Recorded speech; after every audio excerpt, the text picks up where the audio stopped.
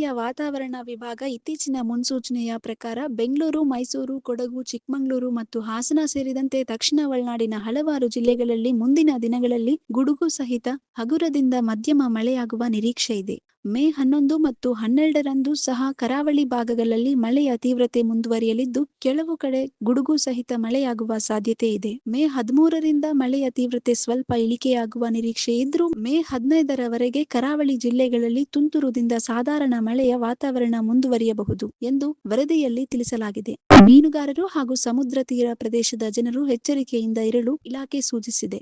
ಗದಗ್ ಮತ್ತು ಹಾವೇರಿ ಭಾಗಗಳಲ್ಲಿ ಚದುರಿದ ಮಳೆಯ ವಾತಾವರಣ ಮುಂದುವರಿಯಬಹುದು ಎಂದು ವರದಿ ತಿಳಿಸಿದೆ. ಉತ್ತರ ಒಳನಾಡಿನ ಗರಿಷ್ಠ ತಾಪಮಾನದಲ್ಲಿ ಮುಂದಿನ 5 ದಿನಗಳವರೆಗೆ ಹೆಚ್ಚಿನ ಬದಲಾವಣೆ ಇರುವುದಿಲ್ಲ ಎಂದು ವಾತಾವರಣ ವಿಭಾಗ ಸ್ಪಷ್ಟಪಡಿಸಿದೆ. ಕಲ್ಯಾಣ ಕರ್ನಾಟಕ ಭಾಗದ ಹಲವು ಜಿಲ್ಲೆಗಳಲ್ಲಿ ಮುಂದಿನ 7 ದಿನಗಳಲ್ಲಿ ಚದುರಿದ ಮಳೆಯಾಗುವ ಸಾಧ್ಯತೆ ಇದೆ. ಕಲಬುರಗಿ, ಕೊಪ್ಪಳ, ರಾಯಚೂರು, ವಿಜಯಪುರ ಹಾಗೂ ಯಾದಗಿರಿ ಜಿಲ್ಲೆಗಳಲ್ಲಿ ಹಲವು ಕಡೆ ಗುಡುಗು ಮಿಂಚಿನೊಂದಿಗೆ ಸಾಧಾರಣ ಮಳೆಯ ಮುನ್ಸೂಚನೆ ನೀಡಲಾಗಿದೆ. ಬಳ್ಳಾರಿ, ಚಿಕ್ಕಬಳ್ಳಾಪುರ, ಚಿತ್ರದುರ್ಗ ಹಾಗೂ ದಾವಣಗೆರೆ ಜಿಲ್ಲೆಗಳಲ್ಲಿ ಹೆಚ್ಚಿನ ದಿನಗಳಲ್ಲಿ ಒಣ ಹವಾಮಾನವು ಮುಂದುವರಿಯುವ ಸಾಧ್ಯತೆ ಇದ್ದರೂ ಬಿಸಿಲಿನ ತಾಪಮಾನದಲ್ಲಿ ಹೆಚ್ಚಿನ ಬದಲಾವಣೆ ಇರುವುದಿಲ್ಲ ಎಂದು ಇಲಾಖೆ ಹೇಳಿದೆ.